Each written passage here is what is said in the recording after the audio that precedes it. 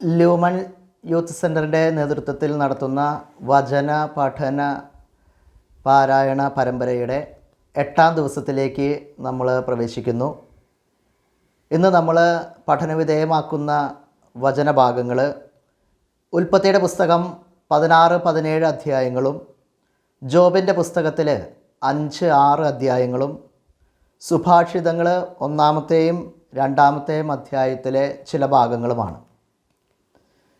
ഈ വചന പഠന പാരായണം നമ്മൾ കൂടുതൽ ദൈവോന്മുഖരാക്കി തീർക്കാൻ സാധിക്കട്ടെ എന്ന് നമുക്ക് പ്രാർത്ഥിക്കാം.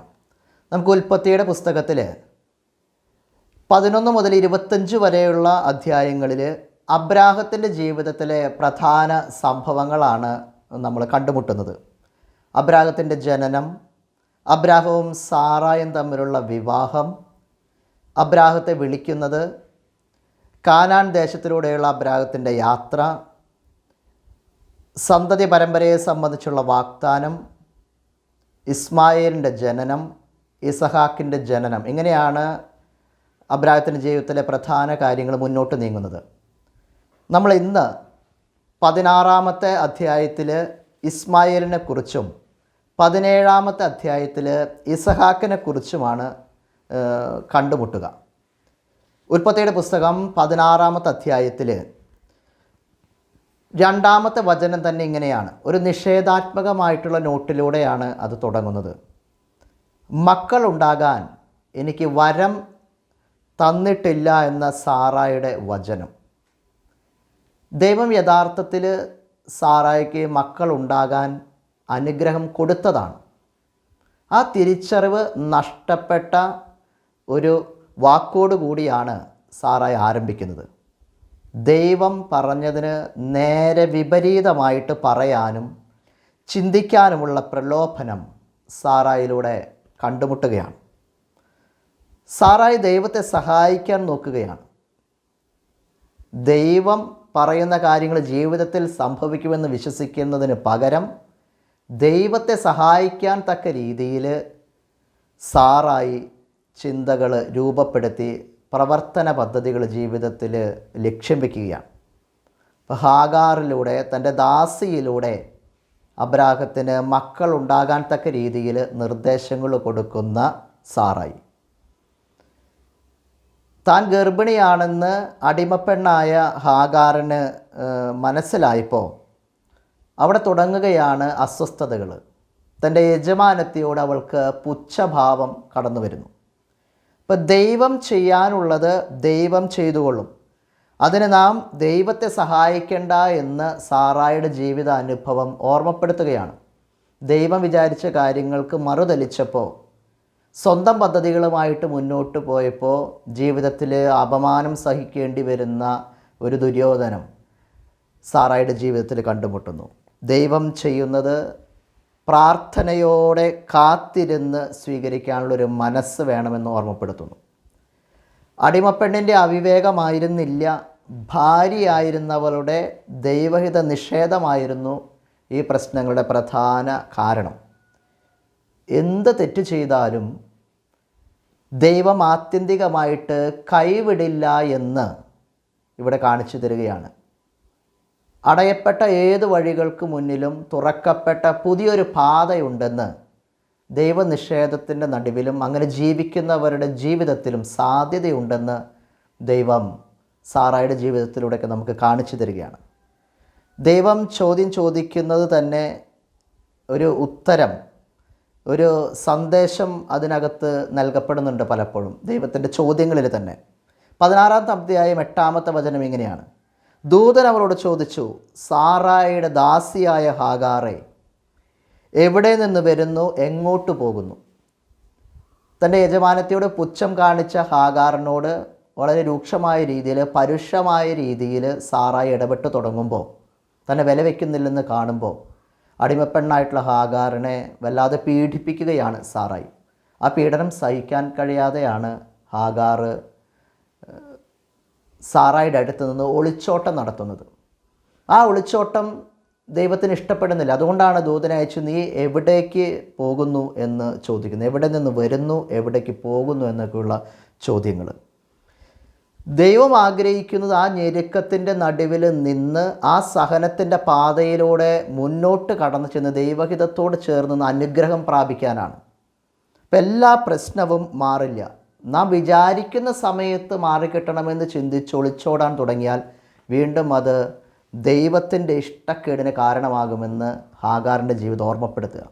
അപ്പോൾ കുറച്ചുകൂടി ഈ വചനം നമ്മിൽ നിന്ന് ആവശ്യപ്പെടുന്നത് നല്ലത് വരാൻ ദൈവത്തിൻ്റെ ഹിതത്തോട് ചേർന്ന് നിന്ന് സഹനത്തിൻ്റെ അർത്ഥം മനസ്സിലാക്കി മുന്നോട്ട് നീങ്ങിയാൽ വീണ്ടും അത്ഭുതങ്ങൾ തകർന്ന ജീവിതത്തിൻ്റെ നടുവിൽ നിന്നും നമുക്ക് വേർതിരിച്ച് അനുഭവിക്കാൻ കഴിയുമെന്നൊരു ഓർമ്മപ്പെടുത്തലാണ്. 9-ാമത്തെ വചനത്തിൽ പറയുന്നത്, നീ യജമാനത്തിയുടെ അടുത്തേക്ക് തിരിച്ചുപോയി അവൾക്ക് കീഴ്പ്പെട്ടിരിക്കുന്ന. കർത്താവിൻ്റെ ദൂതൻ പറയുകയാണ്, നീ സഹനത്തിൻ്റെ നടുവിലാണ്, മാനക്കേടിൻ്റെ നടുവിലൊക്കെ ആണെങ്കിലും നീ തിരിച്ചു ചെന്ന് അവർക്ക് കീഴ്പ്പെട്ട് വിധേയമായിട്ട് ജീവിക്കാനുള്ളൊരു ഓർമ്മപ്പെടുത്തൽ. ഒരു സ്വയം എളിമപ്പെടൽ നടത്തുന്ന വ്യക്തിക്ക് വ്യത്യസ്തമായ രീതിയിൽ സഹനങ്ങൾ ജീവിതത്തിൽ കുറഞ്ഞു വരുമെന്നാണ് ഹാഗാറിൻ്റെ ജീവിതം കാണിച്ചു തരിക. സ്വയം എളിമപ്പെടാതിരിക്കുന്നവർക്ക് ദൈവം എളിമപ്പെടുത്തുമ്പോൾ ഈ ലോകത്തിൻ്റെ മുന്നിൽ കനത്ത പരാജയ ഭാരം ഏറ്റെടുക്കേണ്ടി വരുമെന്ന് വചനം ഓർമ്മപ്പെടുത്തുന്നു. നമ്മൾ 17-ാമത്തെ അധ്യായത്തിലേക്ക് കടക്കുമ്പോൾ ഈ 16-ാം അധ്യായവും 17-ാം അധ്യായവും തമ്മിൽ 13 വർഷങ്ങളുടെ വ്യത്യാസം കാണാൻ സാധിക്കും. 16-ാമത്തെ അധ്യായത്തിൻ്റെ അവസാനത്തെ വചനം 16-ാമത്തെ വചനമാണ്. 16-ാമത്തെ അധ്യായത്തിൽ അതിൽ പറയുന്നത് 86-ാമത്തെ വയസ്സിലാണ് അബ്രാഹമിന് ഇസ്മായിൽ ജനിക്കുന്നത്. അത് കഴിഞ്ഞ് 17-ാമത്തെ അധ്യായം 1-ാമത്തെ വചനം തുടങ്ങുന്നത് അബ്രാഹമിന് 99 വയസ്സായിരുന്നു ഇസ്മായിൽ ജനിക്കുമ്പോൾ. ഈ 13 വർഷക്കാലം ഒരു നീണ്ട നിശബ്ദത അവിടെ വചനാത്മകമായിട്ട് കണ്ടുമുട്ടണം. തൻ്റെ ജീവിതത്തിലൊക്കെ വന്നുപോയ ചില ദൈവഹിത നിഷേധത്തിന് പകരമായിട്ട് ദൈവം പിണങ്ങുന്ന ഒരു സാഹചര്യം വരെ അബ്രാഹത്തിൻ്റെ ജീവിതത്തിൽ ഉണ്ടാകുന്നുണ്ട്. ഈ 13 വർഷക്കാലം ദൈവത്തിന് വേണ്ടി പ്രവർത്തിക്കുന്ന ഒരു മനുഷ്യൻ്റെ ജീവിതത്തിൽ ദൈവം സംസാരിക്കാതെ ഇടപെടാതെ കടന്നു പോകുമുണ്ടാകുന്നൊരു വേദന, അത് വലിയൊരു പരിശീലന കാലഘട്ടമാണ് അബ്രാഹത്തിൻ്റെ ജീവിതത്തിലൂടെ നമുക്ക് കാണിച്ചു തരുന്നത്. നമ്മുടെയും നിരന്തരമായ പ്രാർത്ഥനകൾക്കൊക്കെ ഉത്തരം കിട്ടാതെ വേദനകളിലൂടെ കടന്നു പോകുമ്പോൾ, വിശ്വാസം ത്യജിച്ചു പോകുന്ന തരത്തിൽ, താഴ്ന്നു പോകുന്ന തരത്തിലൊക്കെ, അധപ്പതിച്ചു പോകുന്ന തരത്തിലേക്കൊക്കെ എത്തി നിൽക്കുമ്പോൾ ദൈവിക മനുഷ്യരെന്ന് കരുതിയിരുന്നവരുടെ ജീവിതത്തിലൊക്കെ ഇതുപോലെ ദീർഘനാളത്തെ ദൈവിക ഇടപെടലുകൾ മാറ്റി നിർത്തപ്പെട്ട സമയങ്ങളുണ്ടായിരുന്നുവെന്ന് ഓർക്കുന്നത് വീണ്ടും വിശ്വാസത്തിലേക്ക് തിരിച്ചു വരാൻ നമുക്കും കരുത്ത് പകരുന്നതാണ്.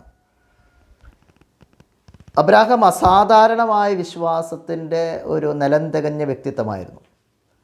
അബ്രാം എന്നായിരുന്ന പേര് ഈ അധ്യായത്തിൽ അവിടെ മാറ്റപ്പെടുന്നുണ്ട്. അബ്രാഹം എന്നാക്കി മാറ്റാണ്. വലിയ ജനതയുടെ പിതാവ് എന്നാണ് അർത്ഥം. അതുപോലെ സാറായി എന്നായിരുന്ന പേര് സാറ എന്നാക്കി മാറ്റുകയാണ്. അത് അർത്ഥമാക്കുന്നത് രാജ്ഞി എന്നാണ്. അപ്പോൾ വലിയ ജനതയുടെ പിതാവും രാജ്ഞിയുമായിട്ട് മാറ്റപ്പെടുന്ന ജീവിതത്തിൽ വലിയ ദൈവിക ഇടപെടൽ കാണാൻ സാധിക്കുന്നു. ഉടമ്പടി സ്ഥാപിക്കുന്ന ദൈവത്തെയാണ് ഈ 17-ാമത്തെ അധ്യായത്തിൽ തുടർന്ന് അങ്ങോട്ട് കണ്ടുമുട്ടുക. 2-ാമത്തെ വാക്യം മുതൽ 8, 9, 10 വാക്കുകൾ വരെയൊക്കെ ദൈവം അബ്രാഹവുമായിട്ടൊക്കെ നടത്തുന്ന വലിയ ഉടമ്പടി, ദൈവത്തിൻ്റെ ഉടമ്പടിയുടെ ഭാഗമായിട്ടാണ് പഴയ നിയമത്തിൽ ഈ പരിച്ഛേദന കർമ്മം ആ അടയാളമായിട്ട് രേഖപ്പെടുത്തുകയാണ്. അത് ശരീരത്തിൽ നിർവഹിക്കപ്പെടുന്ന ഒരു കർമ്മമായിട്ടാണ് കാണുക. പുതിയ നിയമത്തിലേക്ക് നമ്മൾ ഈ പരിച്ഛേദന കർമ്മത്തെക്കുറിച്ച് ചിന്തിക്കുമ്പോൾ അതുണ്ടോ എന്ന് ചോദിച്ചാൽ അതിന് വ്യത്യസ്തമായ പ്രതീകങ്ങളിലൂടെ ഓർമ്മപ്പെടുത്തുന്നുണ്ട്. കൊളോസ്സുകാർക്ക് എഴുതിയ ലേഖനത്തിൽ പൗലോസ് അപ്പസ്തോലൻ 2-ാമത്തെ അധ്യായം 11, 12 വചനങ്ങളിലൊക്കെ പറയുന്നത് നിങ്ങളും പരിച്ഛേദനം സ്വീകരിച്ചിരിക്കുന്നു എന്ന് ഓർമ്മപ്പെടുത്തുന്നുണ്ട്. പഴയ നിയമത്തിലെ പരിച്ഛേദന കർമ്മമല്ല, മറിച്ച് ശരീരത്തിലെ അധമവാസനകളെ ഇല്ലാതാക്കാൻ ഉതകുന്ന മാമോദീസ സ്വീകരണത്തിലൂടെ, പരിശുദ്ധാത്മാവിൻ്റെ സ്വീകരണത്തിലൂടെ നിങ്ങൾ ക്രിസ്തുവിൽ പരിച്ഛേദനം സ്വീകരിച്ചിരിക്കുന്നു എന്നുള്ളൊരു ഓർമ്മപ്പെടുത്തൽ. ആധുനിക വിശ്വാസികളായ നമ്മുടെ ജീവിതത്തിൽ ക്രൈസ്തവ നാമം പേറി ഈ വിശ്വാസത്തിൻ്റെ പൂർണ്ണതയിലേക്ക് കടന്നു വന്ന ദൈവത്തിൻ്റെ പരിച്ഛേദന കർമ്മം നമ്മൾ സ്വീകരിച്ചിട്ടുണ്ട് എന്നുള്ളതാണ്. 8-ാം ദിവസം പരിച്ഛേദനം ചെയ്യപ്പെടണം എന്ന് പഴയ നിയമത്തിൽ പരിച്ഛേദന കർമ്മത്തിന് നൽകപ്പെടുന്നതിൻ്റെ ആ ഒരു പ്രതീകത്തിൻ്റെ ഭാഗമായിട്ടാണ് പുതിയ നിയമത്തിൽ നമ്മൾ 8-ാം ദിവസം മുതലൊക്കെ മാമോദീസ സ്വീകരിക്കുന്ന ആ ഒരു രീതി കടന്നു വരുന്നത്. ഇസഹാക്ക് എന്ന മകനിലൂടെയാണ് 17-ാമത്തെ അധ്യായത്തിൽ അബ്രാഹത്തിൻ്റെ സാറായിലൂടെ ദൈവം മുൻകാലങ്ങളിൽ നൽകപ്പെട്ട ആ വാഗ്ദാനം പൂർത്തീകരിക്കുന്നത് നമ്മൾ കണ്ടുമുട്ടുന്നത്. ഇസഹാക്ക് എന്ന പേരിനർത്ഥം അവൻ ചിരിച്ചു എന്നാണ്. എന്ന് പറഞ്ഞാൽ പ്രായമെത്തിയ അബ്രാഹത്തിൻ്റെ ജീവിതത്തിൽ ഇസഹാക്ക് എന്നൊരു മകൻ ജനിക്കാൻ പോകുന്നു എന്ന് കേട്ടപ്പോൾ സകലരും ചിരിച്ചു എന്നാണ് പറയുക. അബ്രാഹാം അത് കേട്ട് കമിഴ്ന്ന് വീണ് ചിരിച്ചു എന്നാണ് പറയുന്നത്. അത് കണ്ട സാറ ചിരി അടക്കാനാകാതെ മുന്നോട്ട് നീങ്ങുന്നു. അടിമപ്പെണ്ണായിട്ടുള്ള ഹാഗാർ ഇവരൊക്കെ ചിരിക്കുന്നത് കണ്ട് അവിടെ ഒരു വലിയൊരു കൂട്ടച്ചിരിയാണ്. ദൈവം കൊടുക്കുന്നൊരു വാഗ്ദാനം നിറവേറാനുള്ള മാനുഷിക അസാധ്യതകളെ പരിഗണിച്ചാണ് അവർക്കതൊരു പരിഹാസ തുല്യമെന്ന രീതിയിൽ അവിടെ ചിരി പടർന്ന് വരുന്നത്. ഓർമ്മപ്പെടുത്തുകയാണ്, ദൈവം എന്തെങ്കിലും പറഞ്ഞാൽ അപ്പോൾ തന്നെ അത് ചെയ്യാനുള്ളൊരു മനസ്സ് സൃഷ്ടിക്കപ്പെടുക എന്നുള്ളത് ഒരു വിശ്വാസിയുടെ കടമയാണെന്ന് ഓർമ്മപ്പെടുത്തുകയാണ്. തുടർന്ന് അങ്ങനെ മുന്നോട്ട് നോക്കുമ്പോൾ അടുത്ത അധ്യായങ്ങളിലൊക്കെ അബ്രാഹാം ഈ വിശ്വാസത്തിൻ്റെ തലത്തിലേക്ക് കടന്നു വന്ന് ദൈവഹിതത്തെ കുറേയും കൂടി എളുപ്പത്തിൽ മനസ്സിലാക്കുന്നതും അതിനോടൊപ്പം സഞ്ചരിക്കുന്ന ഒരു വിശ്വാസത്തിൻ്റെ തികവ് അബ്രാഹത്തിൻ്റെ ജീവിതത്തിൽ കണ്ടുമുട്ടുന്നുണ്ട്. ഇപ്പോൾ നമ്മുടെ ജീവിതത്തിലും ഈ ദൈവിക ചോദനകൾ കടന്നു വരുമ്പോൾ അത് ഉടനെ തന്നെ അതിനോട് പ്രത്യുത്തരിക്കാൻ, സംശയലേശമെന്നെ വിശ്വസിക്കാൻ വചനം അബ്രാഹത്തിൻ്റെ ജീവിതത്തിലൂടെ, വിശ്വാസികളുടെ പിതാവായ അബ്രാഹത്തിൻ്റെ ജീവിത സാഹചര്യങ്ങളിലൂടെ, സാധ്യതകളിലൂടെ, അനുഭവങ്ങളിലൂടെ നമ്മെ ഓർമ്മപ്പെടുത്തുകയാണ്. അബ്രാഹാം അപ്രകാരം ജീവിച്ച ഒരു വ്യക്തിയായിരുന്നു. 17-ാമത്തെ അധ്യായത്തിലൂടെ ഇസഹാക്കിൻ്റെ ജീവിതത്തെക്കുറിച്ചൊക്കെ കണ്ടുമുട്ടിയും ഇനി തുടർന്നുള്ള അധ്യായങ്ങളിൽ അബ്രാഹത്തിൻ്റെ വിശ്വാസത്തിൻ്റെ ആഴത്തിലേക്ക് നമുക്ക് കടക്കാനുള്ള ഭാഗങ്ങൾ നമ്മൾ കണ്ടുമുട്ടും. നമ്മളിന്ന് കണ്ടുമുട്ടുന്ന അടുത്ത ഭാഗങ്ങൾ ജോബിൻ്റെ പുസ്തകം 5ഉം 6ഉം അധ്യായങ്ങളാണ്. ഇതിനോടൊപ്പം തന്നെ ചേർന്ന് പോകുന്ന ചിന്തകൾ ദൈവത്തെയും അനശ്വര ജീവിതത്തെയും ലക്ഷ്യം വയ്ക്കുന്നതായിരിക്കണം ഒരു വിശ്വാസിയുടെ ഈ ലോക ജീവിതം എന്നാണ്. നീതിമാൻ്റെ സഹനത്തെക്കുറിച്ചാണ് ജോബിൻ്റെ ഗ്രന്ഥത്തിൽ പ്രതിപാദ്യ വിഷയം. നീതിമാൻ എന്തിന് സഹിക്കണം?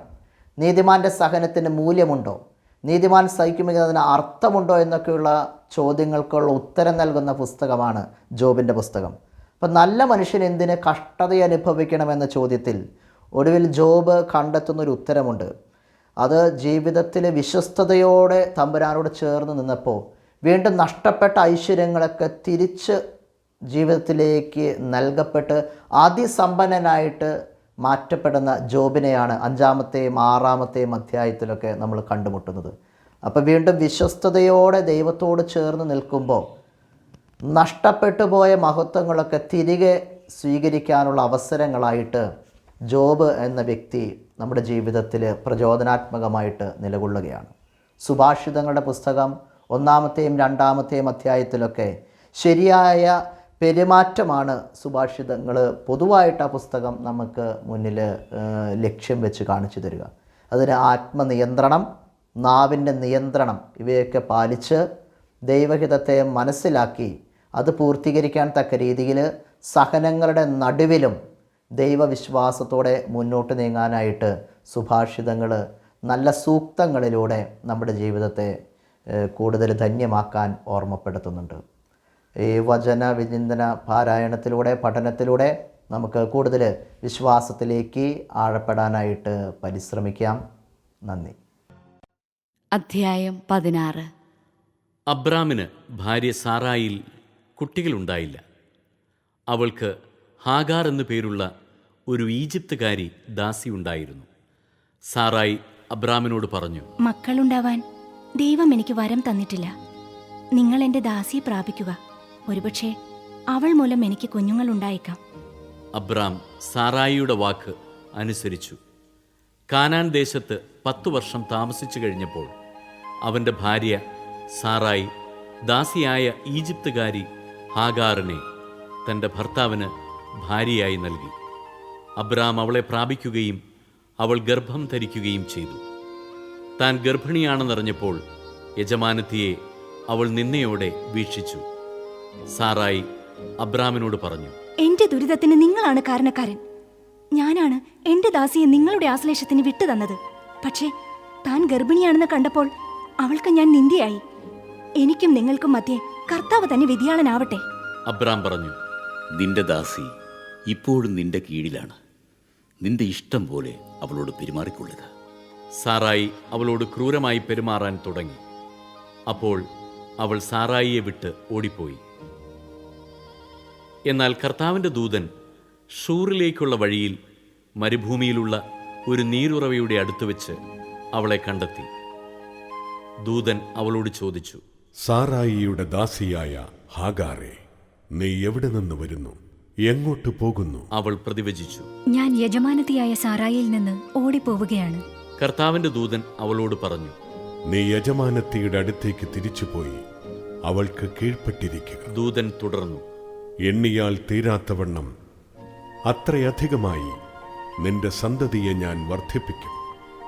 നീ ഗർഭിണിയാണല്ലോ. നീ ഒരു ആൺകുട്ടിയെ പ്രസവിക്കും. അവന് നീ ഇസ്മായേൽ എന്ന് പേരിടണം. കാരണം കർത്താവ് നിന്റെ രോദനം ചെവിക്കൊണ്ടിരിക്കുന്നു. അവൻ കാട്ടുകഴുതയ്ക്കൊത്ത മനുഷ്യനായിരിക്കും.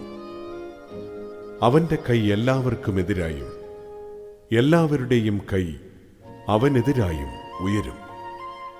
അവൻ തന്റെ സഹോദരങ്ങൾക്കെതിരായി വർത്തിക്കുകയും ചെയ്യും. അവൾ തന്നോട് സംസാരിച്ച കർത്താവിനെ എൽറോയ് എന്ന് വിളിച്ചു. കാരണം എന്നെ കാണുന്നവനായ ദൈവത്തെ ഞാനും ഇവിടെ വെച്ച് കണ്ടു എന്നവൾ പറഞ്ഞു. അതുകൊണ്ട് ആ നീരുറവയ്ക്ക് ബേർലഹായ് റോയ് എന്നു പേരുണ്ടായി. അത് കാദേശിനും ബേരദിനും ഇടയ്ക്കാണ്. ഹാഗാറിൽ അബ്രാമിന് ഒരു പുത്രൻ ജനിച്ചു. ഹാഗാർ പ്രസവിച്ച മകന് അബ്രാം ഇസ്മായേൽ എന്നു പേരിട്ടു. ഹാഗാർ ഇസ്മായേലിനെ പ്രസവിച്ചപ്പോൾ അബ്രാമിന് 86 വയസ്സായിരുന്നു. അധ്യായം 17. അബ്രാമിന് 99 വയസ്സായപ്പോൾ കർത്താവ് പ്രത്യക്ഷപ്പെട്ട് അവനോട് അരുളി ചെയ്തു, സർവശക്തനായ ദൈവമാണ് ഞാൻ. എന്റെ മുൻപിൽ വ്യാപരിക്കുക, കുറ്റമറ്റവനായി വർത്തിക്കുക. നീയുമായി ഞാൻ എന്റെ ഉടമ്പടി സ്ഥാപിക്കും. ഞാൻ നിനക്ക് വളരെയേറെ സന്തതികളെ നൽകും. അപ്പോൾ അബ്രാം സാഷ്ടാംഗം പ്രണമിച്ചു. ദൈവം അവനോട് അരുളി ചെയ്തു, ഇതാ നീയുമായുള്ള എന്റെ ഉടമ്പടി. നീ അനവധി ജനതകൾക്ക് പിതാവായിരിക്കും. ഇനിമേൽ നീ അബ്രാം എന്ന് വിളിക്കപ്പെടുകയില്ല. നിന്റെ പേര് അബ്രാഹം എന്നായിരിക്കും. ഞാൻ നിന്നെ അനവധി ജനതകളുടെ പിതാവാക്കിയിരിക്കുന്നു. നീ സന്താന പുഷ്ടിയുള്ളവനാകും. നിന്നിൽ നിന്ന് ജനതകൾ പുറപ്പെടും. രാജാക്കന്മാരും നിന്നിൽ നിന്നുത്ഭവിക്കും. ഞാനും നീയും നിനക്കു ശേഷം നിന്റെ സന്തതികളും തമ്മിൽ തലമുറ തലമുറയായി എന്നേക്കും ഞാൻ എൻ്റെ ഉടമ്പടി സ്ഥാപിക്കും. ഞാൻ എന്നേക്കും നിനക്കും നിന്റെ സന്തതികൾക്കും ദൈവമായിരിക്കും. നീ പരദേശിയായി പാർക്കുന്ന ഈ കാനാൻ ദേശം മുഴുവൻ നിനക്കും നിനക്ക് ശേഷം നിന്റെ സന്തതികൾക്കുമായി ഞാൻ തരും. എന്നെന്നും അത് അവരുടേതായിരിക്കും. ഞാൻ അവർക്ക് ദൈവമായിരിക്കുകയും ചെയ്യും. ദൈവം അബ്രാഹത്തോട് കൽപ്പിച്ചു, നീയും നിന്റെ സന്താനങ്ങളും തലമുറ തോറും എൻ്റെ ഉടമ്പടി പാലിക്കണം. നിങ്ങൾ പാലിക്കേണ്ട ഉടമ്പടി ഇതാണ്: നിങ്ങളിൽ പുരുഷന്മാരെല്ലാവരും പരിച്ഛേദനം ചെയ്യണം. നിങ്ങൾ അഗ്രചർമ്മം ഛേദിക്കണം. ഞാനും നിങ്ങളുമായുള്ള ഉടമ്പടിയുടെ അടയാളമായിരിക്കുമത്. നിങ്ങളിൽ 8 ദിവസം പ്രായമായ ആൺകുട്ടിക്ക് പരിച്ഛേദനം ചെയ്യണം. നിന്റെ വീട്ടിൽ പിറന്നവനോ നിന്റെ സന്താനങ്ങളിൽ പെടാത്ത വിലയ്ക്ക് വാങ്ങിയ പരദേശിയോ ആകട്ടെ, തലമുറ തോറും എല്ലാ പുരുഷന്മാർക്കും പരിച്ഛേദനം ചെയ്യണം. നിന്റെ വീട്ടിൽ പിറന്നവനും നീ വിലയ്ക്ക് വാങ്ങിയവനും പരിച്ഛേദനം ചെയ്യപ്പെടണം. അങ്ങനെ എന്റെ ഉടമ്പടി നിന്റെ മാംസത്തിൽ ശാശ്വതമായ ഒരു ഉടമ്പടിയായി നിലനിൽക്കും. പരിച്ഛേദനം ചെയ്യപ്പെടാത്ത പുരുഷനെ സമൂഹത്തിൽ നിന്ന് പുറന്തള്ളണം. അവൻ എന്റെ ഉടമ്പടി ലംഘിച്ചിരിക്കുന്നു. ദൈവം അബ്രാഹത്തോട് അരുളി ചെയ്തു, നിന്റെ ഭാര്യ സാറായിയെ ഇനിമേൽ സാറായി എന്നല്ല വിളിക്കേണ്ടത്. അവളുടെ പേര് സാറ എന്നായിരിക്കും. ഞാൻ അവളെ അനുഗ്രഹിക്കും. അവളിൽ നിന്ന് ഞാൻ നിനക്കൊരു പുത്രനെ തരും. അവളെ ഞാൻ അനുഗ്രഹിക്കും. അവൾ ജനതകളുടെ മാതാവാകും. അവളിൽ നിന്ന് ജനതകളുടെ രാജാക്കന്മാർ ഉത്ഭവിക്കും. അപ്പോൾ അബ്രാഹം കമിഴ്ന്നു വീണ് ചിരിച്ചുകൊണ്ട് ആത്മഗതം ചെയ്തു. 100 വയസ്സ് തികഞ്ഞവന് കുഞ്ഞു ജനിക്കുമോ? 90 എത്തിയ സാറ ഇനി പ്രസവിക്കുമോ? അബ്രാഹം ദൈവത്തോട് പറഞ്ഞു, ഇസ്മയേൽ അങ്ങയുടെ തിരുമുമ്പിൽ ജീവിച്ചിരുന്നാൽ മതി. ദൈവം അരുളി ചെയ്തു, നിന്റെ ഭാര്യ സാറ തന്നെ നിനക്കൊരു പുത്രനെ പ്രസവിക്കും. നീ അവനെ ഇസഹാക്ക് എന്ന് വിളിക്കണം. അവനുമായും അവന്റെ സന്തതികളുമായും ഞാൻ നിത്യമായ ഒരു ഉടമ്പടി സ്ഥാപിക്കും. ഇസ്മായേലിനു വേണ്ടിയുള്ള നിന്റെ പ്രാർത്ഥനയും ഞാൻ ചെവിക്കൊണ്ടിരിക്കുന്നു. ഞാൻ അവനെ അനുഗ്രഹിച്ചിരിക്കുന്നു. ഞാൻ അവനെ സന്താന പുഷ്ടിയുള്ളവനാക്കി അവന്റെ സന്തതികളെ വർദ്ധിപ്പിക്കും. അവൻ 12 രാജാക്കന്മാർക്ക് പിതാവായിരിക്കും. അവനിൽ നിന്ന് ഞാനൊരു വലിയ ജനതയെ പുറപ്പെടുവിക്കും. എന്നാൽ സാറായിൽ നിന്ന് അടുത്ത വർഷം ഈ സമയത്ത് നിനക്ക് ജനിക്കാൻ പോകുന്ന ഇസഹാക്കുമായിട്ടാണ് എന്റെ ഉടമ്പടി ഞാൻ സ്ഥാപിക്കുക. അബ്രാഹത്തോട് സംസാരിച്ചു കഴിഞ്ഞ് ദൈവം അവനെ വിട്ടുപോയി. ദൈവം കൽപ്പിച്ചതുപോലെ ആ ദിവസം തന്നെ അബ്രാഹം മകൻ ഇസ്മായേലിനെയും തൻ്റെ വീട്ടിൽ പിറന്നവരും താൻ വില കൊടുത്തു വാങ്ങിയവരുമായ സകല പുരുഷന്മാരെയും പരിച്ഛേദനം ചെയ്തു. പരിച്ഛേദന സമയത്ത് അബ്രാഹത്തിന് 99 വയസ്സും ഇസ്മായേലിന് 13 വയസ്സും ഉണ്ടായിരുന്നു. അന്ന് തന്നെ അബ്രാഹവും മകൻ ഇസ്മായേലും പരിച്ഛേദനം ചെയ്യപ്പെട്ടു. അബ്രാഹത്തിൻ്റെ വീട്ടിലെ എല്ലാ പുരുഷന്മാരും വീട്ടിൽ പിറന്നവരും പരദേശികളിൽ നിന്ന് വിലയ്ക്ക് വാങ്ങിയവരുമായ എല്ലാവരും അവനോടൊപ്പം പരിച്ഛേദനം ചെയ്യപ്പെട്ടു. ജോബ് അധ്യായം 5. വിളിച്ചു നോക്കൂ, ആരെങ്കിലും നിനക്ക് ഉത്തരം നൽകുമോ? ഏതു വിശുദ്ധ ദൂതനെയാണ് നീ ആശ്രയിക്കുക? ക്രോധാവേശം മൂഢനെ കൊല്ലുന്നു, അസൂയ സരളഹൃദയനെ നിഹനിക്കുന്നു. ഭോഷൻ വേരുപിടിക്കുന്നത് ഞാൻ കണ്ടു. തൽക്ഷണം അവൻ്റെ ഭവനത്തെ ഞാൻ ശപിച്ചു. അവൻ്റെ മക്കൾ അഭയസ്ഥാനത്തു നിന്ന് അകലെയാണ്. കവാടത്തിങ്കൽ വെച്ച് തന്നെ അവർ തകർക്കപ്പെടുന്നു. അവരെ രക്ഷിക്കാൻ ആരുമില്ല. അവൻ്റെ വിളവ് വിശക്കുന്നവൻ തിന്നുകളയുന്നു. മുള്ളുകളിൽ നിന്ന് പോലും അവനത് പറിച്ചെടുക്കുന്നു.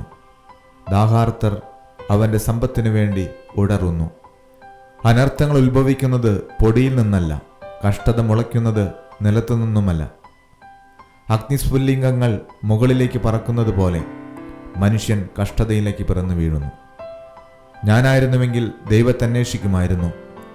എൻ്റെ കാര്യം ഞാൻ ദൈവസന്നിധിയിൽ സമർപ്പിക്കുമായിരുന്നു.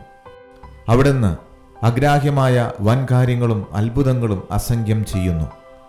അവിടുന്ന് ഭൂമിയെ മഴ കൊണ്ട് നനയ്ക്കുന്നു, വയലുകളിലേക്ക് വെള്ളമൊഴുക്കുന്നു.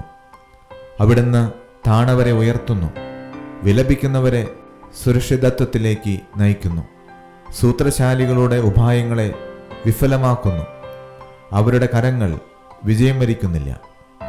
അവിടുന്ന് ജ്ഞാനിയെ അവൻ്റെ തന്നെ ഉപായങ്ങളിൽ കുടുക്കുന്നു. ഹീനബുദ്ധികളുടെ പദ്ധതികളെ ഞൊടിയിടയിൽ നശിപ്പിക്കുന്നു.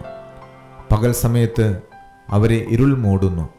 മധ്യാഹ്നത്തിൽ രാത്രിയിൽ എന്ന പോലെ അവർ തപ്പിത്തടയുന്നു. അവിടുന്ന് അനാഥരെ അവരുടെ വായിൽ നിന്നും അഗതിയെ ശക്തന്മാരുടെ കയ്യിൽ നിന്നും രക്ഷിക്കുന്നു. ദരിദ്രന് പ്രത്യാശയുണ്ട്. അനീതി വായപ്പൊത്തുന്നു. ദൈവം ശാസിക്കുന്നവൻ ഭാഗ്യവാനാണ്.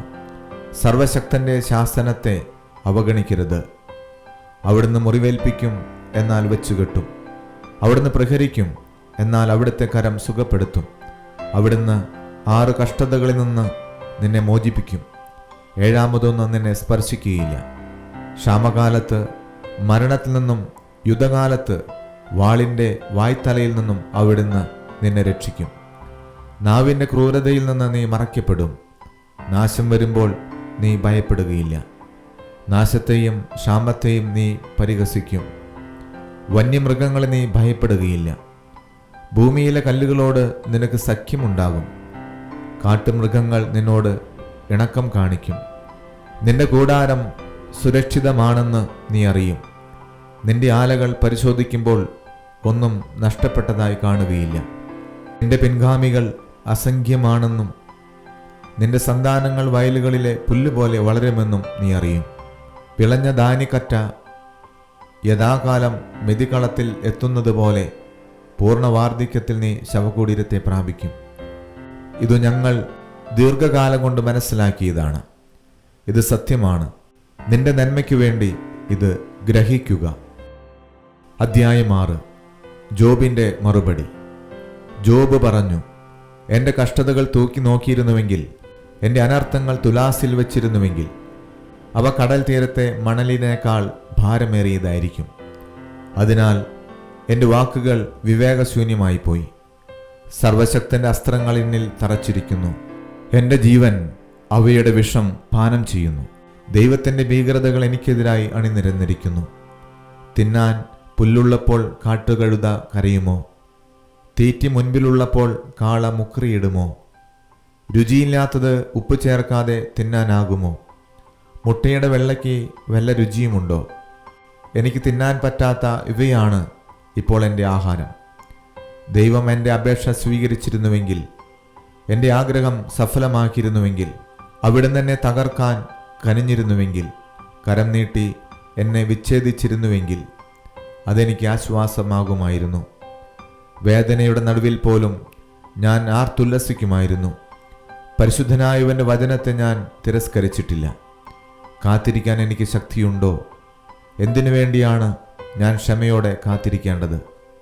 എൻ്റെ ശക്തി കല്ലുകളുടെ ബലമാണോ? എൻ്റെ മാംസം പിച്ചളയാണോ? എൻ്റെ ശക്തി വാർന്നു പോയിരിക്കുന്നു. എനിക്ക് ആശ്രയമറ്റിരിക്കുന്നു. സ്നേഹിതനോട് ദയ കാണിക്കാത്തവൻ സർവശക്തനോടുള്ള ഭക്തിയാണ് ഉപേക്ഷിക്കുന്നത്. എൻ്റെ സഹോദരന്മാർ മലവെള്ള പാച്ചില് പോലെ ചതിയന്മാരാണ്. അവർ വേഗം വരണ്ടു പോകുന്ന അരുവികൾ പോലെയാണ്. അവയിലെ ഇരുണ്ട ജലത്തിന് പോഷണം മഞ്ഞുകട്ടയാണ്. മഞ്ഞു പെയ്യുമ്പോൾ അവയിലെ ജലം പെരുകുന്നു. വേനലിൽ അവ വറ്റിപ്പോകുന്നു. ചൂടേറുമ്പോൾ അവ അപ്രത്യക്ഷമാകുന്നു. കച്ചവട സംഘം അവയെ തേടി വഴിവിട്ടു പോകുന്നു. അവർ മരുഭൂമിയിൽ ചെന്ന് നാശമടയുന്നു. തേമാന്യരുടെ കച്ചവട സംഘം അവയെ തേടുന്നു. ഷേബായരുടെ യാത്രാസംഘം അവയിൽ പ്രതീക്ഷയർപ്പിക്കുന്നു. വരണ്ട അരുവിയുടെ കരയിൽ അവരുടെ പ്രതീക്ഷ കൊഴിഞ്ഞു വീഴുന്നു. നിങ്ങൾ എനിക്ക് അതുപോലെയായി തീർന്നിരിക്കുന്നു. എൻ്റെ വിപത്തു കണ്ട് നിങ്ങൾ ഭയപ്പെടുന്നു. എനിക്കൊരു സമ്മാനം നൽകാനോ നിങ്ങളുടെ ധനത്തിൽ നിന്ന് എനിക്ക് വേണ്ടി കോഴ കൊടുക്കാനോ ഞാൻ ആവശ്യപ്പെട്ടോ? ശത്രുകരങ്ങളിൽ നിന്ന് എന്നെ രക്ഷിക്കാനോ മർദ്ദകരിൽ നിന്ന് എന്നെ മോചിക്കാനോ ഞാൻ അഭ്യർത്ഥിച്ചോ?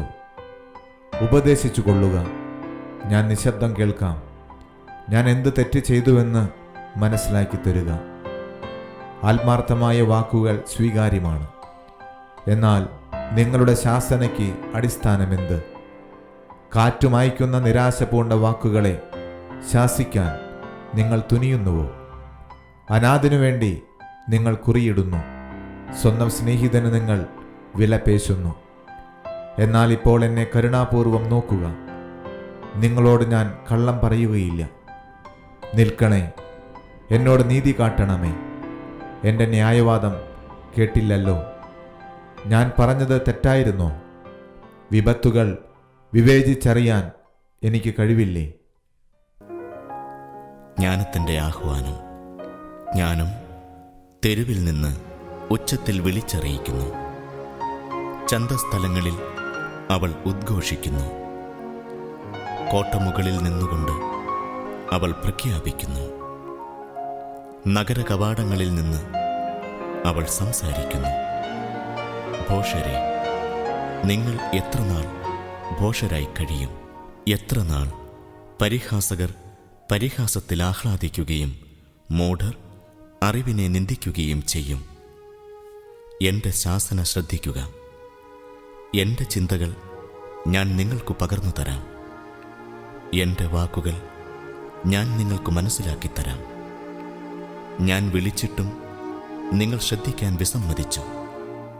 ഞാൻ കൈനീട്ടിയിട്ടും ആരും ഗൗനിച്ചില്ല.